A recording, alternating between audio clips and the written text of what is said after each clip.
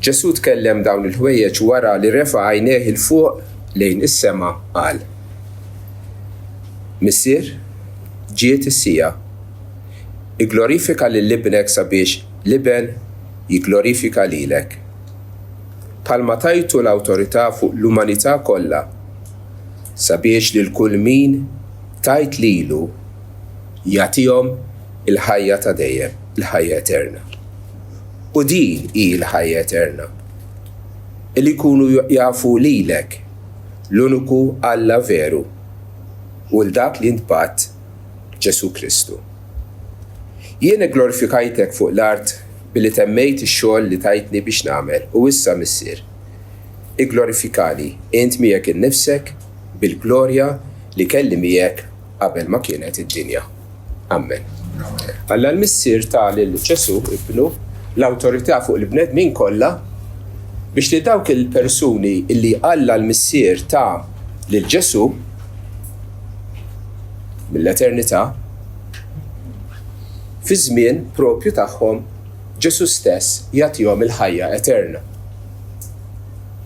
U x'inhi eżattament il-ħajja eterna li aħna sikwit insemmuha, rridu ma rridux jekk naqraw l-Iskrittura sikwit nisemgħu din il-kelma, il-ħajja eterna. Naturalment hija tul ta' żmien, ħajja li hija eterna li ma tintemm qatt. Ma mhux sempliċement eżistenza li ħadd kompli għal dejjem. Skont il-mulej Ġesu Kristu, il-ħajja eterna hija appuntu din. Illi jkunu jafu lilek l-uniku Alla vera.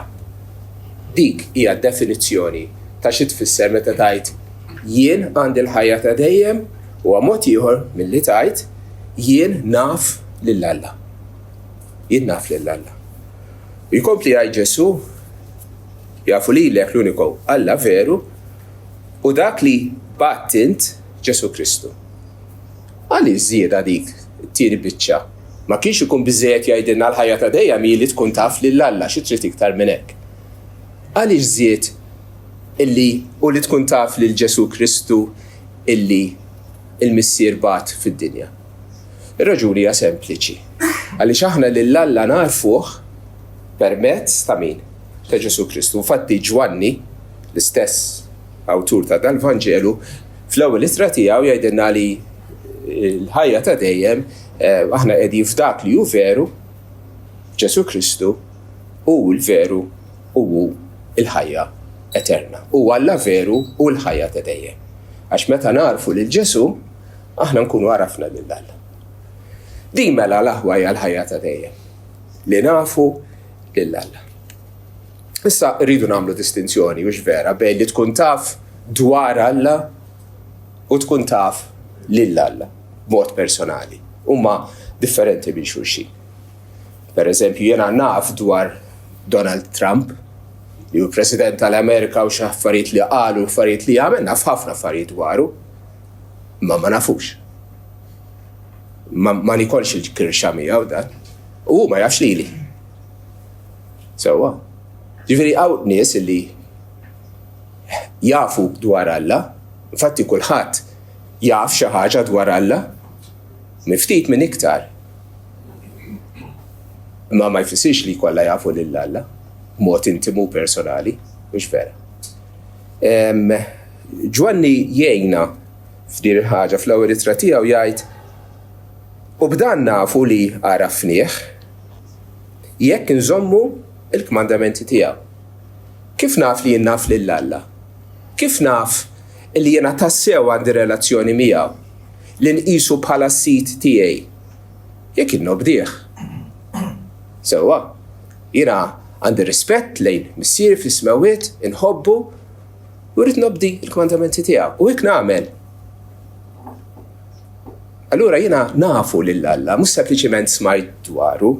Imbagħad Ġwanni jkompli jgħid bil-kontra. Min jgħid għaraftu u ma jżommx il-kmandamenti tiegħu u giddieb u l-verità mhijiex fih. Kemm hawn nies reliġjużi li jgħidu isma' jiena nafu l-Alla jiena Kristjan. Imma mbagħad b'hemm ilhom, bħalma jgħid Pawlu f'post ieħor, li jipprofessaw li jafu lil Alla imma b'azzjonithom jiġħduh. Li tkun taf dwar Alla u li tkun taf lil Alla huma żewġ affarijiet differenti. U Alla ħares tagħmel l-iżball fatali li sempliċement għaliex taf xi ħaġa dwar Alla tassumi li inti kollox sew miegħu. Però, u din hija importanti, iż-żewġ ħwejjeġ ma jmorrux kontra xulxin, anzi, waħda tibni fuq l-oħra.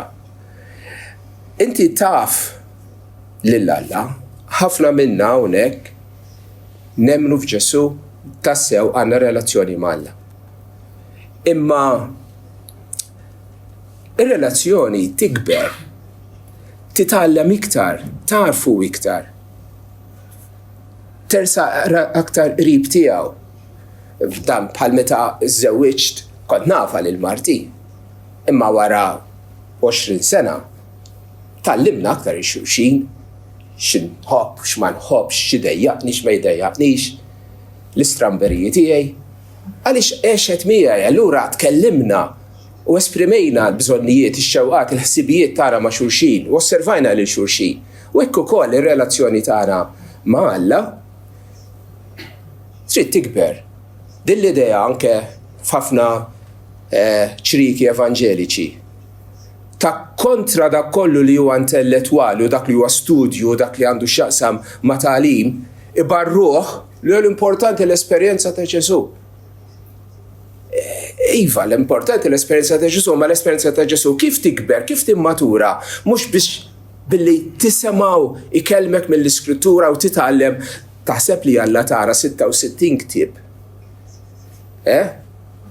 U wasal għandna bit-tbatija ta' tant nies uħud minnhom mietu biex illum fidejna nista' jkollna l-iskrittura. Taħseb li l-Ispirtu Santu tara l-iskrittura biex iħalluha fuq l-iskaffa jew biex permezz tal-iskrittura nifhmu aħjar lil Alla min hu l-karattru tiegħu, l-ismijiet tiegħu, l-emejjel tiegħu, il-kmandamenti tiegħu, il-wediet tiegħu, l-istorja tiegħu. Mhux bekk aħna nikbru fit-tarif ta' Alla.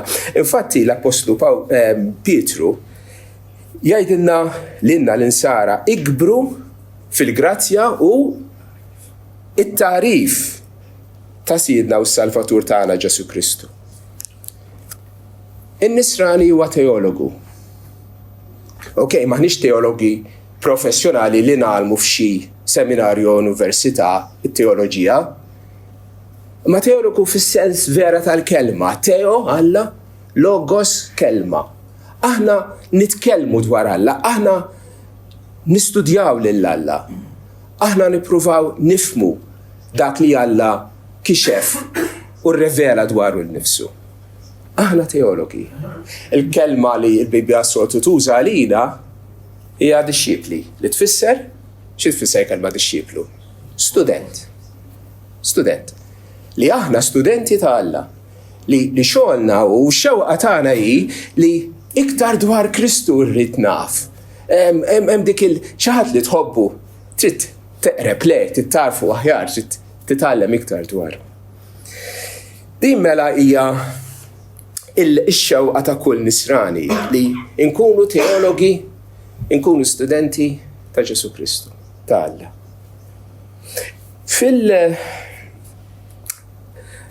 Fid-daħla ta' ktieb li jiġbor fih il-kitbiet ta' Luteru.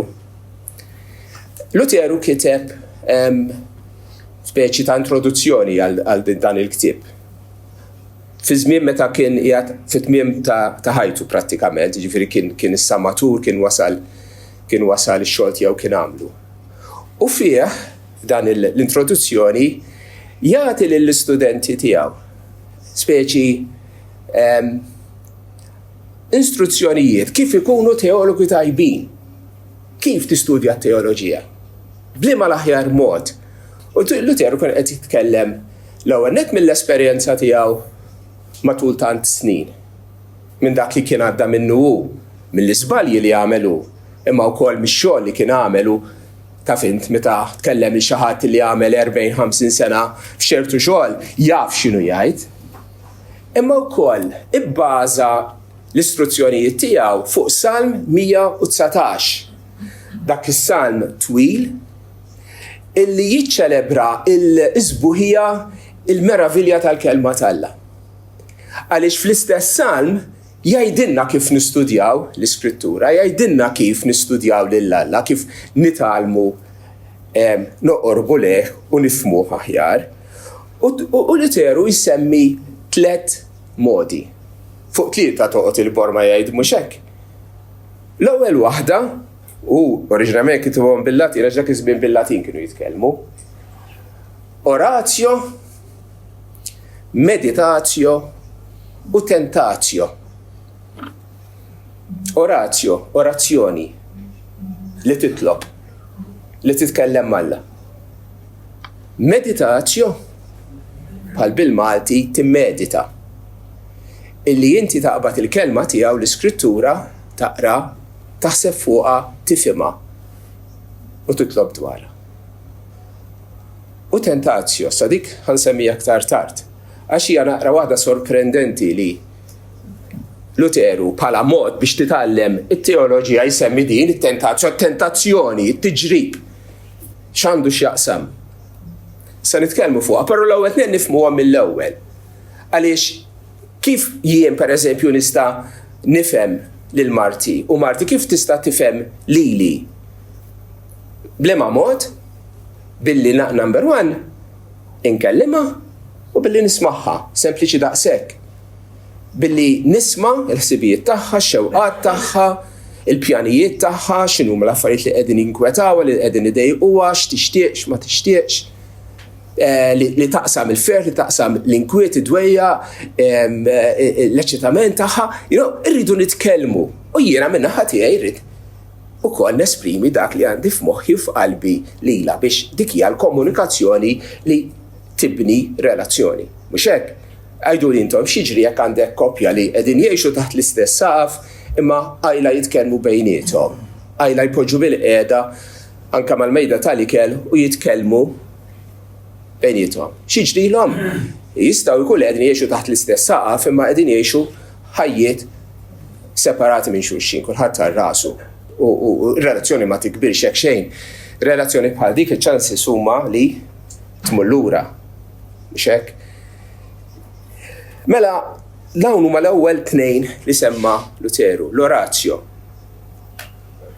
U minn Salm 119 fuq it-talb, vers 18 jgħid Salmista qed jitlob lill-Alla jgħidlu iftaħ li għajnejja biex nara meravilji mill-liġi tiegħek. In-nota x'qed jagħmel qiegħed jitlob lill-Alla jgħinu jiftaħlu għajnejh biex jara s-sbuħija tal-kelba tiegħu. Kemm hawn nies li jaqraw il-Bibja u din xini. Ma tiswa xejn, ma jaraw xejn sabiħ fiha. Mole jiftaħ li għajnejja biex nara s-sbuħija tal-kelma tiegħek. Vers 27. Femni t-triq tal-preċetti tiegħek ħalli nimmedita fuq il-meravilji tiegħek. Għal darba oħra Salmista jitlob lill-Alla ifhemu dak li Alla kitibilna fl-Iskrittura. Vers 34. Femni ħalli nosserva l-liġi tiegħek u nżomma b'qalbi kollha. Tinnotawx kienet l-intenzjoni tas-Salmista. Mhux femni biex nifhimha intellettwalment. Taf kif? Bħal meta rajt ktieb ieħor x'inhu jgħid f'dan il-paragrafu. U daqshekk femni bl-intenzjoni u biex xewqa f'qalbi li jiena nobdi l-kmandamenti tiegħek, femni ħalli nosserva l-liġi tiegħek u nżomma b'qalbi kollha. Hija x-xewqa, semgħu din, ix-xewqa tan-nisrani illi jobdi lill-Alla illi kif taqbad tgħid, illi jkun ubbidjenti lejh, illi iġġalu jmur l-Iskrittura biex jara Alla x'irid minnu. U din mela għandha tkun l-attitudni tagħna meta niftħu l-Iskrittura. U nispera li ta' kuljum ukoll. Illi qabel ma nbdew naqraw bl-ikbar umiltà nitolbu lill-Alla, lill-awtur tal-istess ktieb li kellemna permezz tagħha. Illi tina fehma tajba. Li tina l-Ispirtu Santu biex nifhmu kelmtu. Dejjem bl-intenzjoni illi nobduha. Dik mela hija l-orazzjo, talb. Mbagħad għandek il-meditazzjoni. Luteru ma qalx il-qari, imma l-meditazzjoni li naqra differenti. Wieħed jista' jaqra passaġġ le u jala il-tip jitlaq lem. Mhux hekk? Imma probabbli ma tkunx ħadd wisq jekk sempliċiment taqra passaġġ u titilqu. Ma nafx intom, imma jiena biex nifhem xi ħaġa u biex niddiġerija u biex nifhimha u biex nagħmilha parti minnha u biex niftakarha oġġett irid narah u nerġa' naqrah u nfittex xi tfisser dik il-kelma u nipprova nifhem dik is-sentenza x'inhi tajt u kif dik is-sentenza torbot mas-sentenza ta' wara x'ifisser il-paragrafu sħiħ. U inti l-ħin. Jiena meta filgħodu nqum nagħmel il-ħin mal-mulej naqbad il-passaġġ li jkun imiss bħalissa qed naqra l-ewwel ittra ta' Pietru u din il-pattiġri huwa konvenjenti immens. Għaliex diġà qassamlek il-paragrafu. Paragrafu wieħed nagħmel kultant sentenza waħda jkun fih, kultant ikun ikbar. Imma naqrah bil-mod u nerġa' naqrah u nerġa' naqrah u nerġa' naqrah u nerġa' naqrah u nerġa' naqrah u nieqaf u naħseb u nistaqsi u nifhem. Tieħu żmien u nagħlaq għajnejja u nipprova ġo moħħi ngħid ħanara x'qal hawnhekk Pietru biex nagħmel hekk għax hekk u hekk. L-aħwa il-Bibja qrawha, imma qrawha bil-mod. B'attenzjoni kbira, ftakar wara kollox, illi din mhix il-gazzetta ta' filgħodu jew xi rumanz, din huwa Alla li permezz tal-kelma miktuba hija tikellmek bl-ispirtu tiegħek f'ruħek. U l-aħħar ħaġa li ma semmejtx u importantissimu illi meta infimt x'qal Pietru jew u minu l-awtur. Imissa kif tapplika għalija din? Kif tapplika għalija? X'ifisser dan għalija? X'benefiċċju għandha? X'inhi l-weda li qed jagħmel li Alla? X'inhu l-kmand li qed jagħmel li Alla biex inbiddel f'ħajti? U l-istess imbagħad l-istess tekst, l-istess passaġġ isir il-bażi biex jien nitkellem Alla fuq. U nitlob fuq. Sentenza b'sentenza, kultant kelma b'kelma. Għalija, għalikom, għal-familja tiegħi, għal-pajjiż u l-bqija. Hekk ridu nikbru fil-grazzja u fit-tarif ta' Kristu. Billi nitolbu lil Alla jenna imbagħad niftħu l-ktieb u nikluh, niddiġeruh, ftit ftit, tikka tikka. Fil-waqt li nerġgħu nitolbu biex Alla iberek u jfakkarna u jallimna dak li jixtieq jgħidilna. Imbagħad wara il-meditazzjoni hemm it-tentazzjoni. U min kien jiġi f'moħħu illi isemmi bħala 3 prinċipji biex titgħallem il-verità dwar Alla biex taraf lil Alla aħjar li ħaddaħħal il-kelma tentazzjoni. It-tentazzjoni, it-tiġrid. Imma san 119 hekk jgħid, ħanaqralkom 3 versi biss. Qabel ma jien kont afflitt, żvijajt. Iżdissa kelmtek nżomma. Is-salmista qed jara benefiċċju fil-fatt illi hu kien afflitt, għadda minn xi afflizzjoni, xi inkwiet, xi tbatija, xi problema kbira. Qabel meta kollox kien mixi sew, meta ma kellux inkwiet f'ħajtu żvija. U kemm jiġrilna hekk, kemm meta kollox ikun sew nitbedu, nitilqu bil-mulejjax. Kollox għaddej sew. Imma bad tiġik dik il-problema, f'daqqa waħda tirrealizza li m'għadekx titlob bħalma kont titlob qabel u m'għadekx tfittex il-mulej bħalma kont tfittxu qabel u l-istess afflizzjoni iddawrek lura lejh. U titgħallem. Titgħallem fuq il-fedeltà ta' Alla, titgħallem fuq id-djufija tiegħek u minn hemm il-qudiem toqgħod naqra aktar attent. Tajjeb għalija li kont afflitt, jgħid is-Salmista 71. Tajjeb għalija li kont afflitt. Xi ħaġa ta' benefiċċju. Ħadd minna ma jixtieq li jkollu tiġrib u tentazzjoni minn minna li hu f'sensi jixtieq li jkollu l-inkwiet u tbatija u affarijiet jiġu problemi. Imma fil-providenza għarfa u tajba talla, Iva Alla juża dan il-mezz biex iressana lejh. Tajjeb għalija li kont afflitt sabiex nitgħallem l-istatuti tiegħek. U versi ieħor vers 75. Naf osid li ġusti huma l-ordinanzi tiegħek u li fil-fedeltà afflittajtni.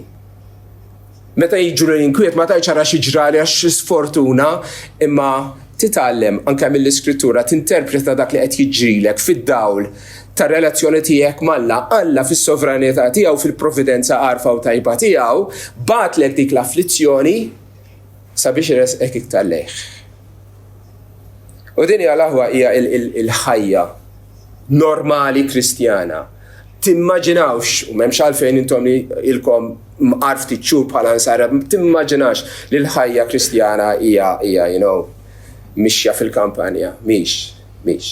Ikun hemm momenti sbieħ, ikun hemm momenti ta' ferħ u ta' tgawdija, ma jkun hemm momenti li titnikket u tiddejjaq u tibki wkoll quddiem Alla. Dan immaġina student li jrid jitgħallem ix-xogħol il-ħidma ta' mastru taxxa ja sena.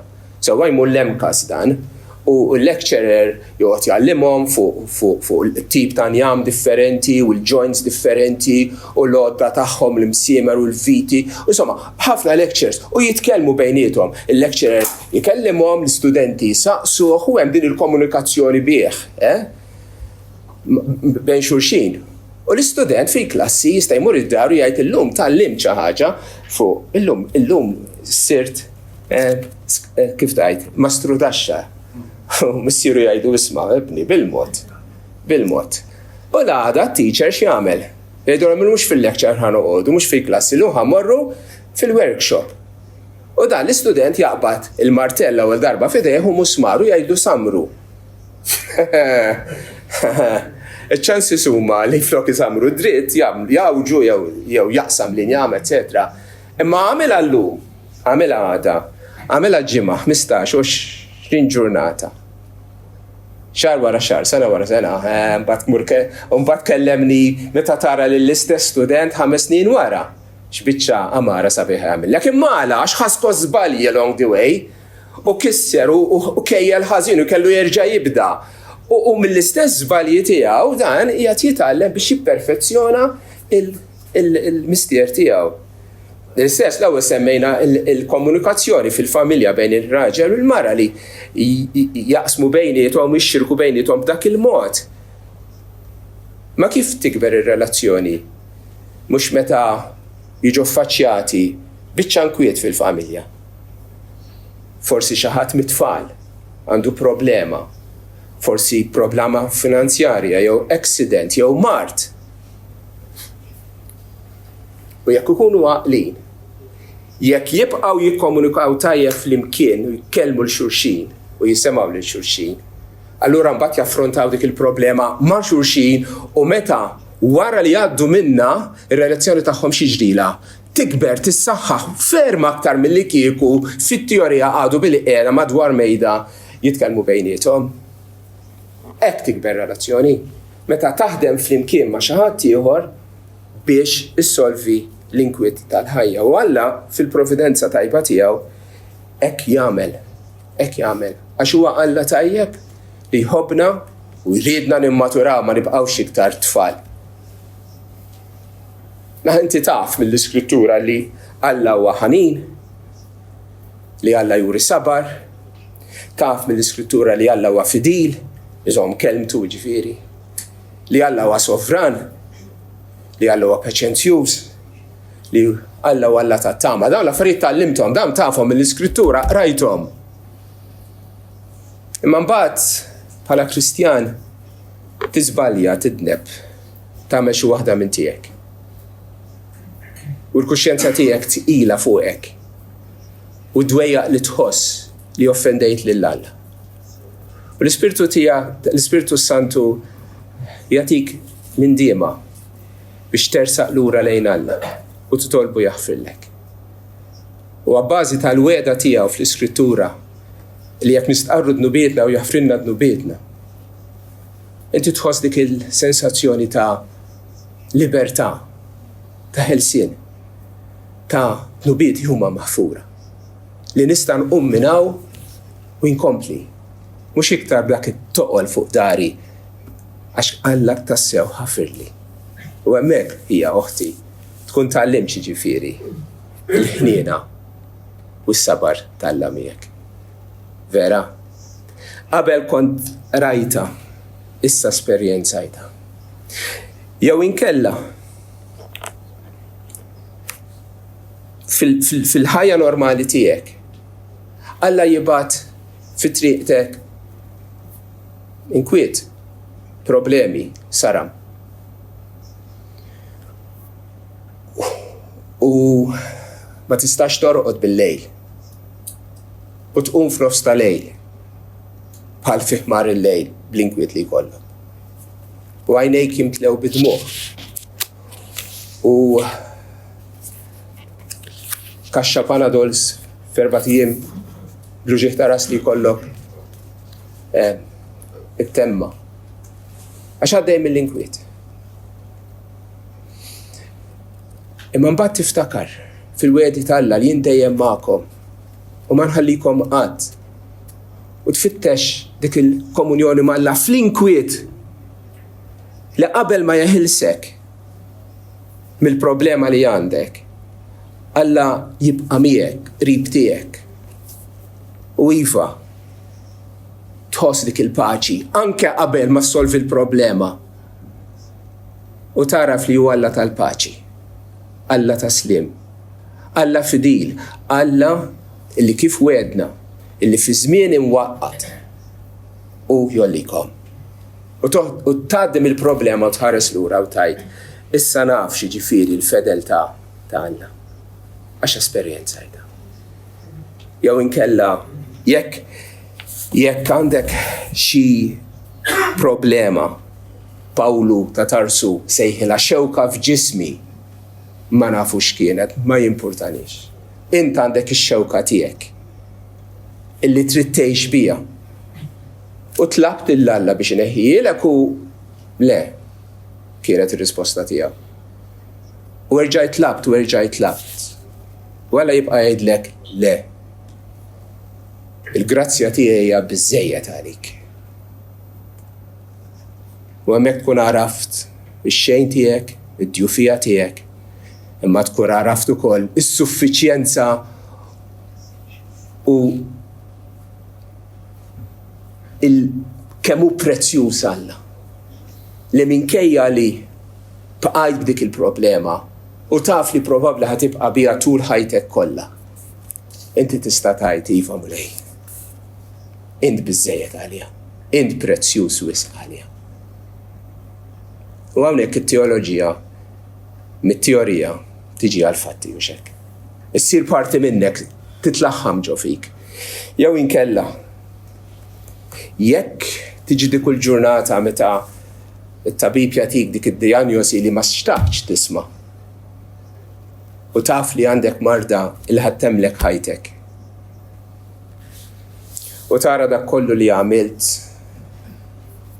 familjari tiegħek, il-ħbieb, ix-xogħol tiegħek, il-ħolmiet ta' dil-art qegħdin jisfumaw fix-xejn għax iż-żmien tiegħek fuq l-art qed jasal fit-tmiem. U tiftakar dak li qal tajt l-Iskrittura li għalija l-ħajja hi Kristu u l-immut lieh. Il-weda tiegħu li fil-wiet ta' del il-mewt Alla ma jħalliniex imma jimxi magħna. U dik tagħtik kuraġġ u tagħtik tama. U tkun għaraft xi tfisser meta l-Iskrittura tgħid li Alla tagħna u Alla tat-tama. Hekk nitalmuh lil Alla l-aħwa fit-tiġrib tal-ħajja. It-talb, il-meditazzjoni u t-tiġrib ma tistax tikkonsidrhom separatament minn xulxin għax jintrabtu qishom triangolu flimkien. It-talb, il-meditazzjoni u t-tiġrib flimkien. It-talb jenna biex nifmu l-iskrittura, it-talb jippreparana biex naffaċċjaw it-tiġrib tal-ħajja. L-iskrittura tal-limna kif għandna nitolbu, l-iskrittura tgħinna wkoll biex turina triq kif għandna nġibu ruħna fil-ħajja, fl-inkwiet tal-ħajja. U t-tiġrib, it-tiġrib idawwarla lejn Alla, meta tiġi darek mal-ħajt u taf li m'għandek ebda tama u qalbek tintrefa lejn Alla u tgħidlu mulej enni għax int biss tista' tenni. U t-tiġrib ukoll jibatek lura l-iskrittura biex taqbad dawk il-wediet sbieħ u prezzjużi tal-Alla u biex jagħtik gwida kif għandek tmexxi. Tlieta flimkien huwa t-talb, il-meditazzjoni u t-tiġrib imorru flimkien. Qabel nagħlaq nixtieq naħseb għandi bżonn nagħmel twissija importanti. Illi it-tiġrib fih innifsu ma jtejbikx. Mhux awtomatika din, daqs kemm hija awtomatika illi għax għandek skrittura fuq li xkaffa d-dar ħatibdillek ħajtek. Mhux hekk? Jew għaliex qed terba' kelmiet fit-talb jew qed tammen wara talba hawnhekk ifisser li dik ħatamilx differenza f'ħajtek. Ma jkunx hemm dak l-impenn nissejjejnek la l-iskrittura lanqas it-talb. Imma mod partikolari fuq it-tiġrib u t-tentazzjoni u l-inkwiet tal-ħajja fih innifsu ma jgħinikx. Infatti, jista' jkissrek iktar milli tkun.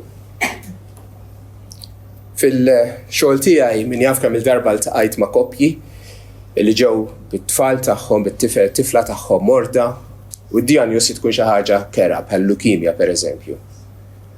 U wara x-xokk tal-bidu dawn għandhom xhur snin ta' terapija u ġejjin sejrin l-isptar jekk mhux ukoll is-safar u taħwit u tħarbit fil-familja u skola u tfal oħrajn bomba fil-familja tagħhom. Waħda minn żewġ affarijiet jiġri. Dik il-koppja jew tingħaqad u tissaħħaħ aktar milli qatt kienu qabel jew inkella jitkissru. U jispiċċaw anke jisseparaw u jitilqulem. Ġifieri it-tiġrib fih innifsu huwa l-okkażjoni biex tikber, jekk tużaħ ħażin, allura ħajfarkek. U naħseb l-eżempju klassiku tal-iskrittura li għandna bħala twissija fuq dan huwa l-poplu tal-Alla Iżrael meta Alla ħarġu mill-Eġittu. Mela Alla ħabbhom il dawn in-nies, ħariġhom mill-iskjavitu, wedhom l-art imqazza, ħelishom mit-tiranija ta' Farun, mexxihom fid-deżert u daħħalhom 4 passi l-bogħod mill-art imwiegħda.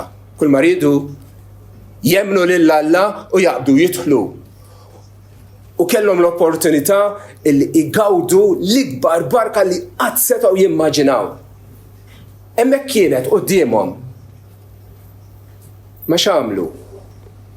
Naqashom l-ilma. Fair enough.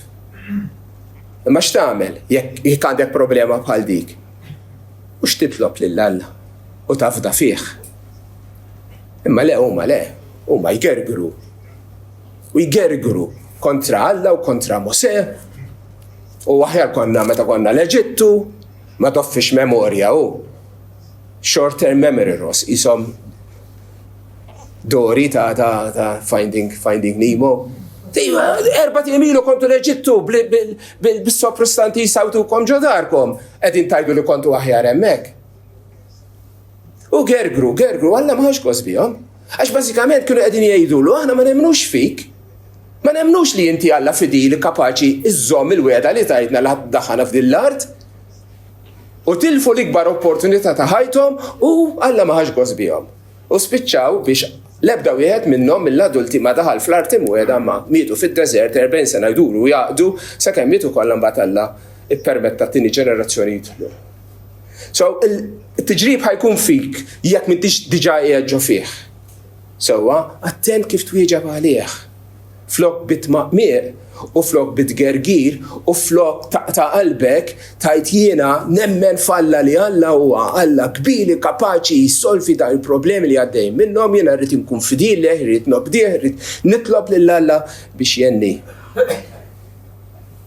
Tikom eżempju mill-Epistola l-Filippin. Tkunu xansjużi jgħidilna, tgħidli faċli tajda, tkun xansjuż. Mela għaddej mi xi ħaġa li qiegħda ġalek tkun ansjuż, għandek dan l-inkwiet fuqek. U l-Bibja tgħidlek x'għandek tagħmel, tgħidlek biex titlob, tgħidlek biex tirringrazzja lil Alla u tgħidlek ukoll biex tieħu kontroll ta' ħsibijietek u taħseb affarijiet sbieħ u tajbin. Mela, jekk inti minflok titlob tinjora lil Alla u ma titlobx, tistenniex imbagħad il-barka Alla li wedek illi l-paċi tiegħu tkun miegħek u li inti Alla taslim ikun miegħek. Jekk ma titlobx hekk għalek biex titlob u inti preferejt toqgħod tinkwieta minflok.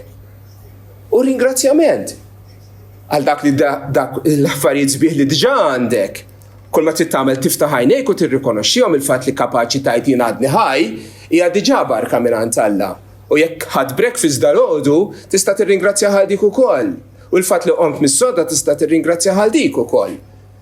Imma l-ħsieb tgerger fuq kull ħaġa u tara kollox iswed, qed tkun diżubbidjenti lejn kelma Alla. U jekk flok tieħu kontroll ta' ħsibijietek u taħseb dak li huwa nobli u sabiħ u tajjeb u pur, inti tħalli dawk il-ħsibijiet ansjużi u dak in-negattiviżmu jduru ġo moħħok mingħajr ma tajt isma' Alla qalli naħseb f'affarijiet tajba, mela ħanibdel dawn il-ħsibijiet żiena fi ħsibijiet tajbin u nirringrazzja lil Alla għalihom. Kollox jiddependi mir-rispons tiegħek. Jekk huwa rispons tajjeb, ħadgawdi l-paċi ta' Kristu. Għax hekk wedek u Alla jżomm il-weda tiegħu. Jekk inti tinjora l-kelma tiegħu tagħmel fatti jkun ma tistenniex li dak it-tiġrib ħajibnik, anzi ħajkompli kisrek. L-aħwa, fil-ktieb ta' Hosea, il-profeta, hemm paragrafu sabiħ fil-bidu ta' kapitlu 6, fejn il-poplu tal-Alla huwa imsejjaħ biex idur lura lejn Alla, kienu telquh lil Alla u in-nies jgħidu isma' ejja nirritornaw lejn Alla. Ejja nduru lejh. U Alla iwedhom li jekk jagħmlu hekk jgħixu fil-preżenza tiegħu.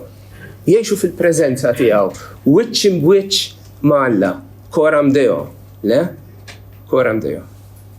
Qabel kienu ta' ħdarhom u telqu lem, imissa Alla jwedhom li jekk iduru lura lejh, issa jkollhom il-benefiċċju li jkun hemm dik l-arfien ta' Alla. U s-sejħa hija din il-poplu qed jgħid għalhekk ħanarfu lil mulej, ħanitħeġġu biex narfuh. Diġà nafuh, nafu li huwa Alla tagħna. Imma x-xewqa għandha tkun narfuh iktar u iktar. L-Apostlu Pawlu fil-ktieb tal-Filippin, fl-ittra Filippin, jgħid dik il-frażi indimentikabli. Irrid naraf lilu lil Ġesu Kristu. Dik kienet ix-xewqa tiegħu. Pawlu, inti diġà tafu l-Kristu, ilek tippritkah snin. Iva, nafu. Naf ħafna dwaru nafu. Imma x-xewqa tiegħi hija li nkun nafu iktar u iktar u iktar. Irrid naraf lilu. Hija oħti. Din hi x-xewqa tiegħek. Tixtieq taraf lil Alla iktar u iktar. Għax l-arfin tal-Alla u il-ħajja eterna. Xi darba meta il-fidi tagħna ssir viżjoni, aħna narfu lil Alla fi sħiħ għalissa nafuh parzjalment. Bħalma aħna wkoll magħrufin fi sħiħ minnu. Dik għad trid tiġi. Sa dan it-tant illum ħalli din tkun ix-xewqa ta' qalbna u ngħiduha minn qalbna. Irrid naraf lil Alla. Amen.